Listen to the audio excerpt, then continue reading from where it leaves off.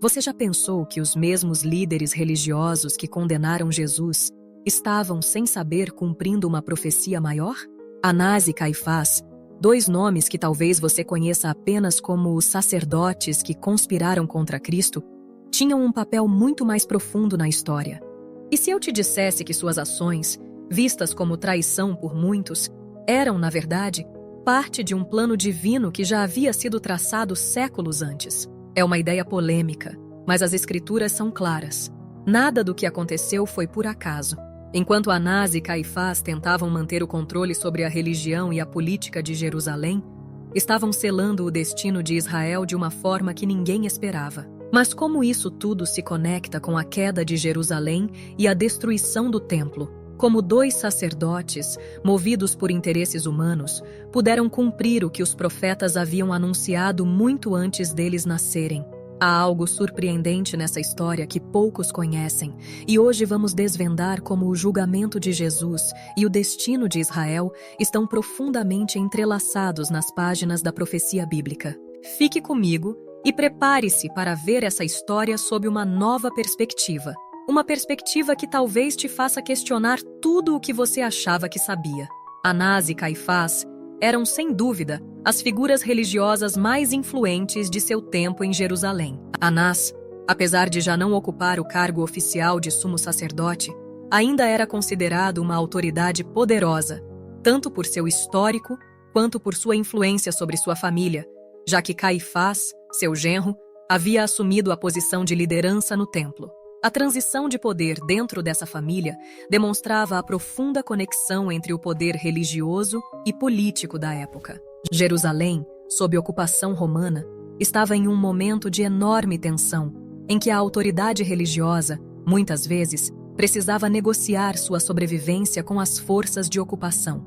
Anás e Caifás eram peças centrais nesse jogo delicado.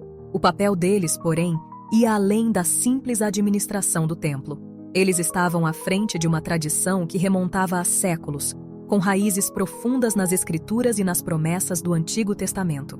Desde os tempos de Moisés, o sacerdócio tinha o dever de interceder pelo povo diante de Deus, e também de manter a ordem espiritual de Israel. Contudo, com o passar dos séculos, essa responsabilidade tornou-se mais política do que espiritual. Anás e Caifás, então, se viram numa encruzilhada: manter o status quo e preservar suas posições privilegiadas ou reconhecer a verdadeira natureza da missão messiânica que começava a se manifestar. Essa escolha definiria não apenas suas trajetórias pessoais, mas o destino de todo Israel. As profecias messiânicas do Antigo Testamento, como as de Isaías, Jeremias e Daniel, estavam profundamente arraigadas na cultura judaica.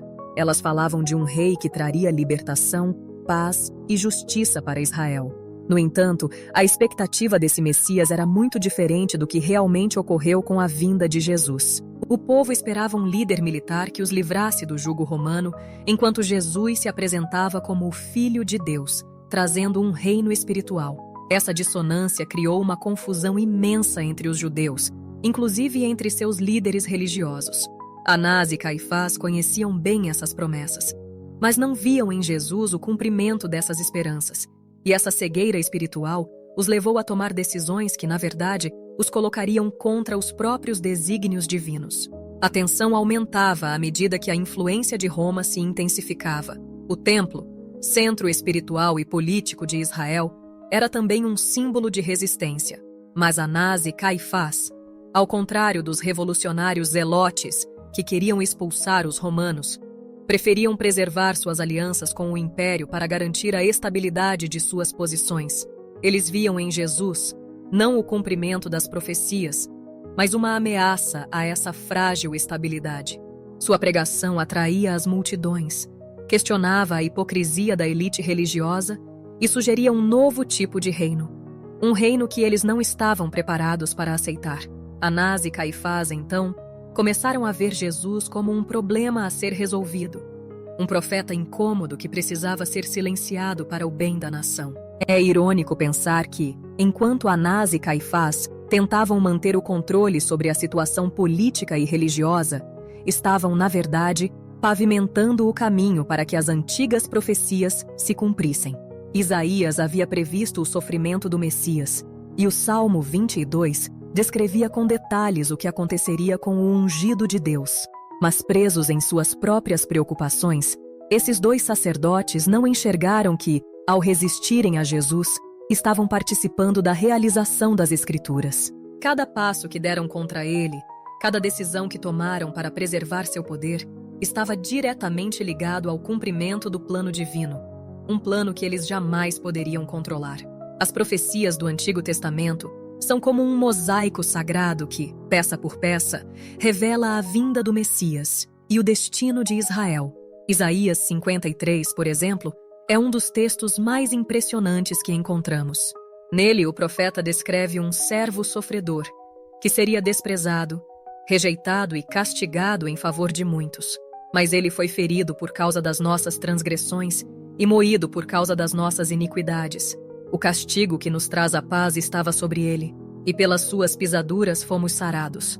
Essa passagem aponta de forma clara para o sofrimento de Jesus, uma figura que não veio como um rei triunfante no sentido militar que muitos esperavam, mas como alguém que traria redenção através de sua própria dor. A conexão com o que aconteceu durante a prisão, julgamento e crucificação de Jesus é impossível de ignorar. As ações de Anás e Caifás, nesse contexto, foram um gatilho para o cumprimento dessa profecia tão antiga.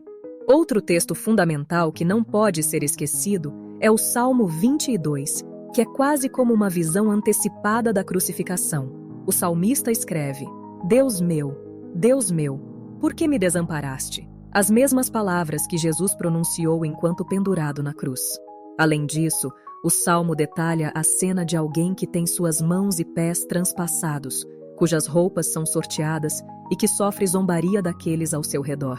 Quando lemos isso à luz dos eventos do Novo Testamento, é quase como se estivéssemos testemunhando uma narrativa já escrita. Anás e Caifás, ao orquestrarem o julgamento e a condenação de Jesus, cumpriam, sem saber, o que já havia sido profetizado séculos antes. A ironia aqui é que, ao tentar silenciar Jesus e proteger sua posição, eles acabaram participando ativamente do plano de Deus para a redenção do mundo. Além de Isaías e dos Salmos, outra profecia importante está em Daniel 9, com a visão das 70 semanas. Daniel profetizou o tempo exato em que o Messias viria e seria eliminado, mas não para si mesmo. Esse cálculo profético, quando aplicado, aponta diretamente para o período em que Jesus viveu e foi crucificado. Daniel também fala de um príncipe que destruiria a cidade e o santuário, o que muitos estudiosos acreditam ser uma referência à destruição de Jerusalém em 70 d.C. Mais uma vez, vemos que as profecias não só falam sobre o Messias, mas também sobre o destino de Israel e o papel de seus líderes religiosos. Anás e Caifás, ao rejeitarem Jesus, estavam diretamente conectados ao cumprimento dessas profecias. O que é interessante notar é que enquanto Anás e Caifás acreditavam estar preservando o poder de Israel e do sacerdócio, eles estavam, de fato, precipitando o fim de uma era. Ao rejeitarem Jesus, eles não apenas cumpriram as Escrituras, mas também aceleraram a chegada de um novo tempo. Isaías profetizou que o Messias seria ferido por causa das nossas transgressões, mas não mencionou que seus próprios líderes religiosos seriam os responsáveis por entregar o servo sofredor. Essa conexão entre as profecias e os eventos históricos não é coincidência. É a manifestação de um plano divino que se desenrolava, mesmo quando parecia que tudo estava fora de controle. Essas profecias nos mostram que o plano de Deus é imutável, mesmo quando os homens tentam alterá-lo. Anás e Caifás, em sua busca por poder e controle, acabaram se tornando instrumentos para que as palavras dos profetas se cumprissem. Isso nos faz pensar sobre como muitas vezes nós também podemos estar envolvidos em algo muito maior do que entendemos. Mesmo sem perceber, nossas escolhas e ações podem estar diretamente conectadas aos desígnios de Deus. Assim como Anás e Caifás, podemos, sem querer, estar participando da história divina, seja ao resistir ou ao nos submeter ao seu propósito. Anás e Caifás não eram apenas meros observadores nos eventos que levaram à crucificação de Jesus. Eles foram protagonistas, tomando decisões que moldaram o curso da história. Anás, embora não fosse mais o sumo sacerdote oficial, tinha uma autoridade que transcendia o cargo. Ele foi o primeiro a interrogar Jesus após sua prisão, numa tentativa de minar sua influência e silenciá-lo antes que ele pudesse causar mais estragos na ordem estabelecida. O papel de Caifás, no entanto, foi ainda mais direto. Como sumo sacerdote, ele presidiu o julgamento de Jesus, reunindo o sinédrio em busca de um veredito que favorecesse a execução.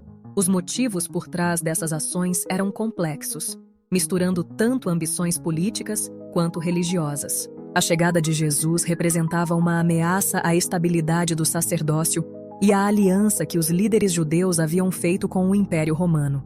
Caifás, em especial, via na popularidade de Jesus um risco para sua própria posição.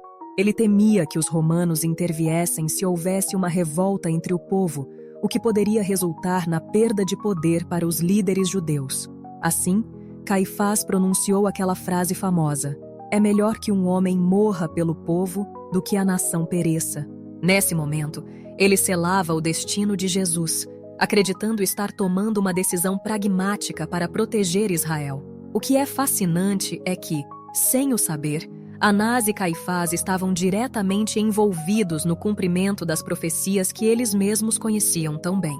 A decisão de condenar Jesus à morte parecia uma escolha racional, nascida do medo e da preservação de poder, mas, na verdade, era uma parte intrínseca do plano divino.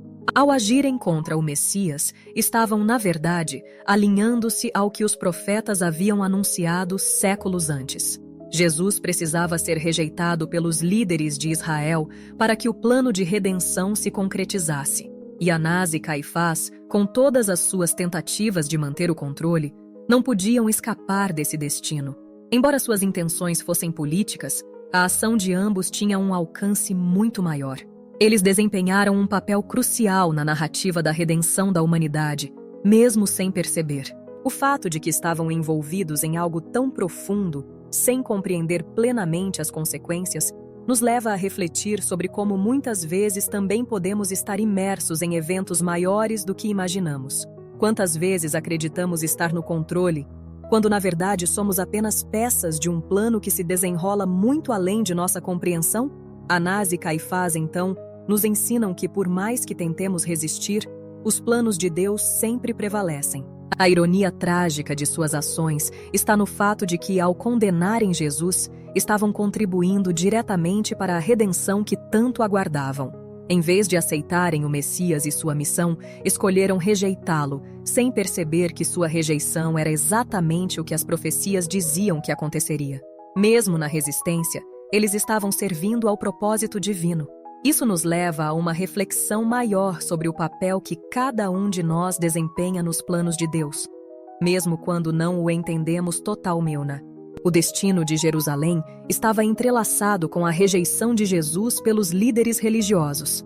Anás e Caifás, ao tomarem a decisão de condenar o Messias, não estavam apenas selando o destino de um homem, mas desencadeando uma série de eventos que culminariam na destruição de Jerusalém em 70 d.C.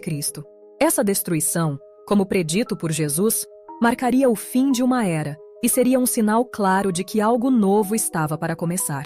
O templo, centro da adoração e símbolo da presença de Deus entre o povo, seria arrasado, e com ele, o sistema sacrificial que havia definido a relação de Israel com o Altíssimo por séculos. O vínculo entre a rejeição de Jesus e a destruição do templo é inegável. Quando os líderes religiosos escolheram rejeitar o Messias e manter o controle do templo, eles não perceberam que estavam perpetuando um sistema destinado ao colapso. A nova aliança prometida pelos profetas viria através do sacrifício de Jesus, e não mais através dos rituais do templo. A queda de Jerusalém foi, portanto, não apenas uma tragédia histórica, mas o cumprimento de um julgamento espiritual, onde o antigo deu lugar ao novo. Anás e Caifás, sem querer, contribuíram para a transição de uma velha ordem para a nova. Essa nova aliança não seria construída em torno de um edifício físico ou de sacrifícios de animais, mas sim em torno de Jesus Cristo, o sacrifício definitivo. O sacerdócio levítico, que Anás e Caifás representavam, chegava ao seu fim. Com a destruição do templo, não havia mais lugar para que os sacrifícios continuassem, e o sacerdócio perdeu sua função central. Isso marcou a transição para uma nova era, onde o relacionamento com Deus seria mediado por Jesus, o verdadeiro sumo sacerdote. A figura de Caifás, que tanto se esforçou para preservar o sistema antigo, torna-se, portanto, um símbolo de uma ordem que precisava ser superada. É impressionante pensar que, ao rejeitar Jesus, os líderes religiosos estavam acelerando o cumprimento das profecias que anunciavam a queda do templo. Isso nos ensina que, muitas vezes, tentamos resistir às mudanças que Deus está trazendo para nossas vidas, sem perceber que estamos apenas apressando o que inevitavelmente virá. A queda de Jerusalém foi o resultado final da rejeição do Messias, mas também foi o início de algo maior e mais duradouro. A nova aliança que se estenderia além das fronteiras de Israel, atingindo o mundo inteiro. Assim, o papel de Anás e Caifás não foi apenas significativo no julgamento de Jesus, mas também na transição espiritual de toda a humanidade. A destruição do templo em 70 d.C. foi o marco final de um sistema que eles tanto lutaram para proteger, mas que já havia cumprido seu propósito. O fim do sacerdócio levítico e a inauguração de uma nova aliança através de Jesus mostram que, mesmo em meio à resistência, os planos de Deus são realizados de forma soberana. O destino de Jerusalém, então, foi tanto um julgamento quanto um novo começo. Ao condenarem Jesus, Anás e Caifás acreditavam estar defendendo sua nação, mas estavam, na verdade, contribuindo para algo muito maior do que podiam imaginar: a redenção da humanidade. Jesus não era apenas um profeta incômodo, ele era o Messias, o Filho de Deus, aquele que veio para resgatar a criação caída. O plano divino, que começou lá no Éden, encontrou sua plenitude no sacrifício de Cristo, e Anás e Caifás, sem saber, desempenharam um papel fundamental nessa história. Através de sua rejeição e condenação de Jesus, o caminho foi aberto para que a salvação fosse oferecida a todos. Agora, refletindo sobre essa história, somos chamados a olhar para nossas próprias vidas. Quantas vezes nos vemos resistindo aos planos de Deus, sem perceber que estamos fazendo parte de algo muito maior? Assim como Anás e Caifás, muitas vezes nos apegamos a nossos próprios interesses, sem enxergar o quadro maior. Mas, independentemente de nossas intenções, o plano de Deus se cumpre. E é precisamente em nossa fraqueza e resistência que a graça dele se manifesta de forma mais poderosa. Isso nos desafia a perguntar: estamos alinhados com os propósitos de Deus ou estamos lutando contra eles? Essa história também nos ensina que, mesmo em meio à adversidade, Deus está no controle. Anás e Caifás pensaram que estavam no comando, mas Deus usou suas ações para trazer redenção ao mundo. E da mesma forma, Ele pode usar até nossas falhas e lutas para realizar seus planos perfeitos. O convite aqui é claro: devemos nos abrir para os caminhos que Deus tem para nós. Se você está passando por um momento de dificuldade ou incerteza, lembre-se de que Deus está trabalhando, mesmo quando tudo parece perdido. O sacrifício de Jesus é a prova maior de que, em todas as coisas, Deus opera para o bem daqueles que o amam. Portanto, que possamos confiar que, assim como as profecias se cumpriram no passado, os planos de Deus continuam a se cumprir hoje. A rejeição de Jesus por Anás e Caifás nos ensina que, mesmo quando tudo parece confuso e fora de controle, Deus está sempre realizando seu propósito maior. E se você quiser saber mais sobre como os planos de Deus podem nos surpreender, convido você a assistir ao vídeo que deixei na tela. Esse próximo conteúdo vai abrir seus olhos para verdades que talvez você nunca tenha considerado. E não se esqueça de se inscrever no canal e ativar as notificações. Deus te abençoe.